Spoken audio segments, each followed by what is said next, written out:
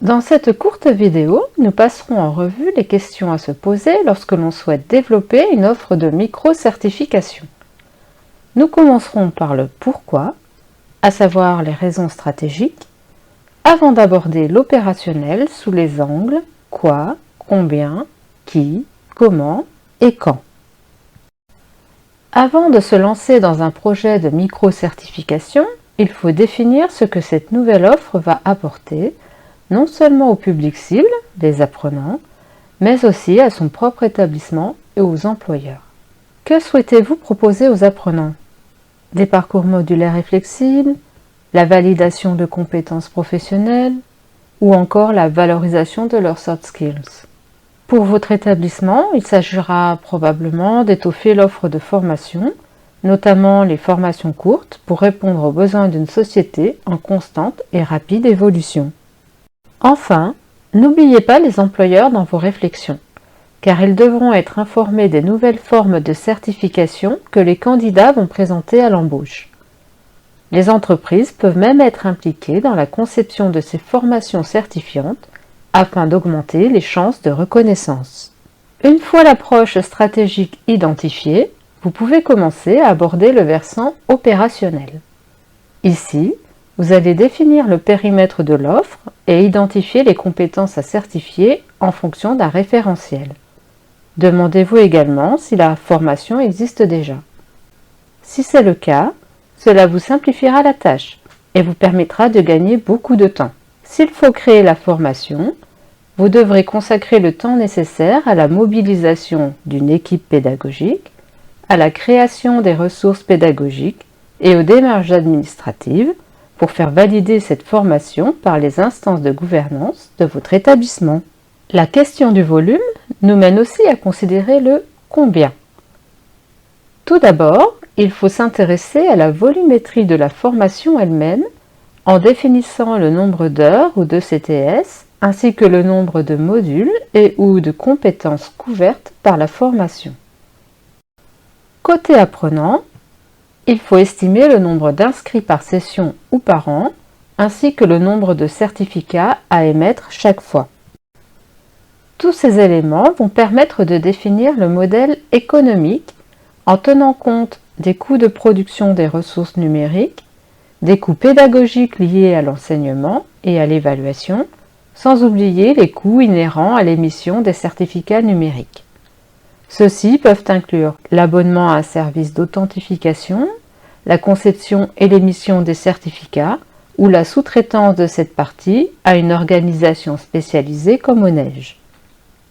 Pour couvrir ces coûts, le modèle économique va intégrer le montant des frais d'inscription et éventuellement des revenus provenant d'une certification payante si celle-ci est séparée des frais d'inscription. C'est exactement comme monter un diplôme universitaire ou un module de formation continue avec une couche de certification numérique par-dessus.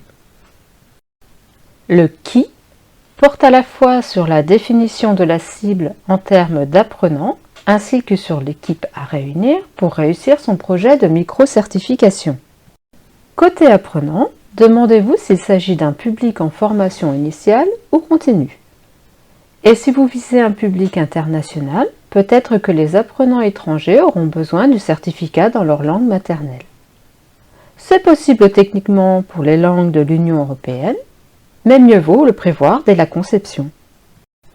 Côté équipe à réunir, il faut associer les décideurs dès le début du processus pour valider et soutenir le projet. Et ensuite, réunir les compétences pédagogiques, techniques et administratives en y associant des partenaires pour bénéficier de compétences spécifiques. La composition d'une telle équipe nécessite de préciser qui intervient dans le processus de délivrance de ces micro-certifications. Il convient de distinguer l'organisation A, en charge de la formation, l'organisme B, qui certifie les compétences, et enfin l'organisme partenaire C, qui s'occupe particulièrement des certificats numériques et qui les authentifie par délégation. Bien sûr, une même organisation, par exemple une université, peut s'occuper de l'ensemble de la chaîne, mais mieux vaut s'entourer de compétences spécialisées. D'autres partenaires peuvent aussi s'associer au projet, comme les organisations professionnelles. Dans tous les cas, il faut définir la forme de ce partenariat en début de projet pour lui donner un cadre et définir précisément qui fait quoi. La question du « comment » permet de s'interroger sur l'articulation de la collaboration, l'identification des informations à réunir au préalable, celles-ci sont abordées plutôt dans les volets « quoi » et « combien ». Il faut aussi s'interroger sur le processus de validation du certificat numérique avant l'émission. Par exemple, il est parfois nécessaire d'affiner des détails liés au contenu pédagogique et administratif du certificat ou encore d'appliquer une charte graphique spécifique au certificat. Abordons enfin la question du « quand ».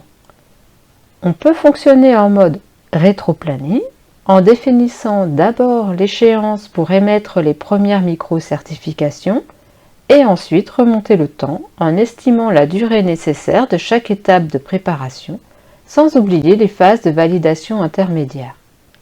Et si ce n'est pas faisable, on procède en sens inverse, à partir de la date de lancement du projet, pour arriver à une date de fin, celle de l'émission des certificats numériques. Nous espérons que cette vidéo sur les questions à se poser vous sera utile pour vos projets de micro-certification. Et n'hésitez pas à vous faire accompagner par un chef de projet.